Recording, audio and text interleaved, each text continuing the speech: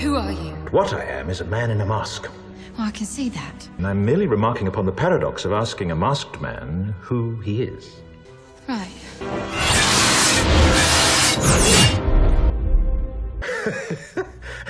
So let me simply add that it's my very good honor to meet you, and you may call me V.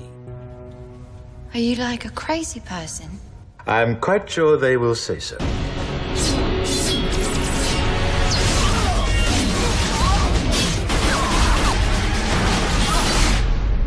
Fairness, justice, and freedom are more than words. They are perspectives. You now have sensors and systems of surveillance coercing your conformity and soliciting your submission. We need cameras. How did this happen? Who's to blame? If you're looking for the guilty, you need only look into a mirror.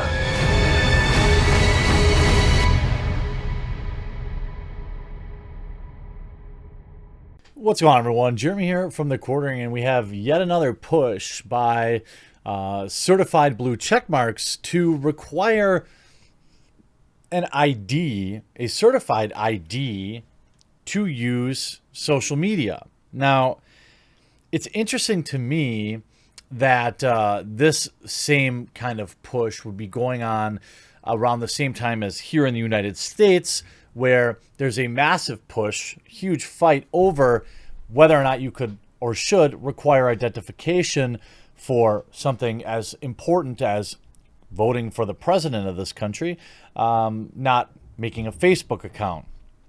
But you can see a nice little infographic put together by Sophia Narwitz showing probably, 15 or 20 verified blue checkmarks pushing the same petition to make verified ID a requirement of opening a social media account. Now, this is a pretty concerning position to have. You see, it's alarming how willing people are to give up their right to privacy, says Sophia, and people of influence are working hard to see it done. The idea that, and you could see, and they will demand rollback. You can see every single argument about ID verification on social media boils down to, I want the bank account information of that guy with the Vegeta avatar who called me a dumb wank. Yeah.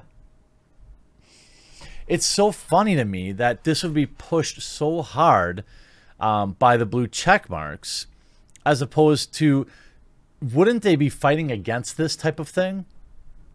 Wouldn't that leave out an enormous a part of the population from access to critical news like social media?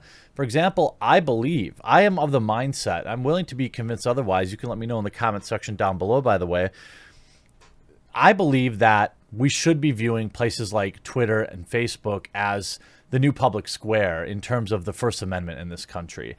Now, I'm not saying it should apply unilaterally, but I'm getting closer to that position because, the monopoly that exists on consuming news or data or getting news or conversating with friends and family has now become singularly controlled, essentially, maybe by one or two companies.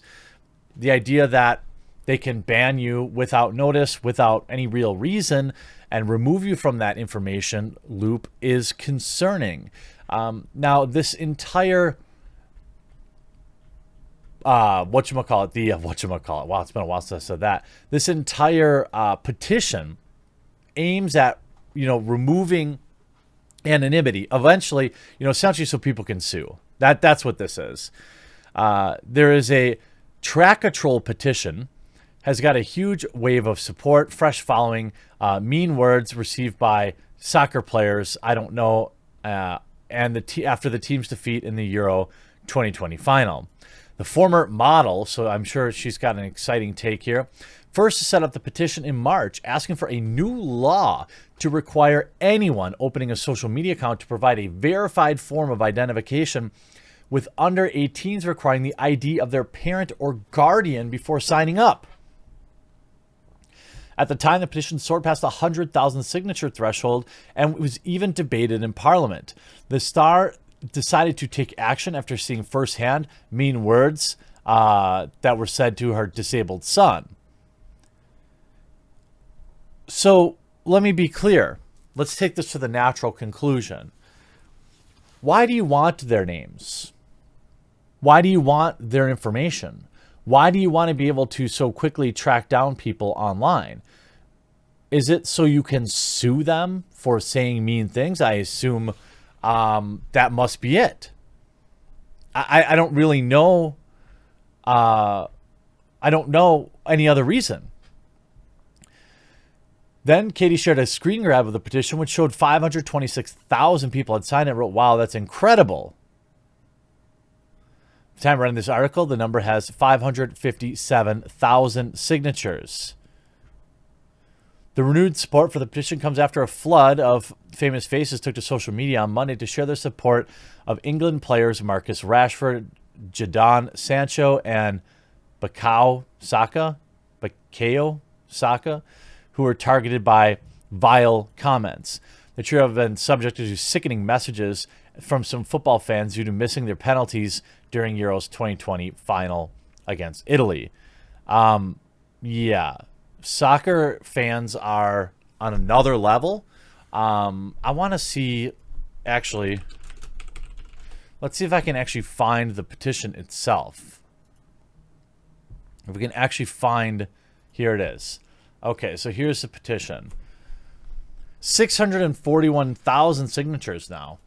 Make it a legal requirement when opening a social media account to provide a verified form of ID where the account belongs to a person under the 18, make a parent or guardian, to prevent anonymized harmful activity, providing traceability if an offense occurs.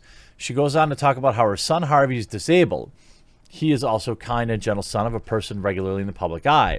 The online harms bill doesn't go far enough in making mean words a specific criminal offense, and doing what Harvey's law intended to make the law work needs the removal of anonymity to ensure that users cannot harm by using online platforms to be mean to others. Where an offense has taken place, they ought to be easily identified and reported to the police and punished. Really? Here in this country, we have a First Amendment. I know in the UK, you can only look on wantingly at that. And you may not like the United States for much, but you've got to appreciate that First Amendment. I mean, a friend of mine, a popular YouTuber, Count Dankula, nearly went to jail over making a joke. And there's been countless others in the UK, for example, that have had serious penalties put on them for tweets. Now, I want to be clear that we have, there are, like things can go too far online, obviously. Doxing or, just obsessively, going after somebody. I know that I've got probably a dozen troll accounts that are constantly making new accounts, and I used to never block anyone, but even I have my limits. So I've changed in that position now. I don't mind when people block people. You get that one last screenshot of someone who blocked you, and then you take a lap and you move on with your life. But what's going on here is very concerning. The idea that you could require this stuff, I just don't know about that. I don't know that. No, I don't support it 100%. Let me be very clear. I don't support this. I support anonymity because it's extraordinarily important. I think it's hilarious that journalists in these kind of numbers, please sign this petition. You need an ID to buy a house and a car. So we must make verified IDs a requirement for opening a social media account. Look at all the people that used that pushback against social media, Twitter alternative Parler, for requiring an identification or a phone number or whatever it was. They required something like that. That was a huge deterrent for a lot of free speech advocates. Now, I understand that, again, things can go too far, but the idea of requiring an ID to make a social media account, certainly, by the way, anyone could require that at this point.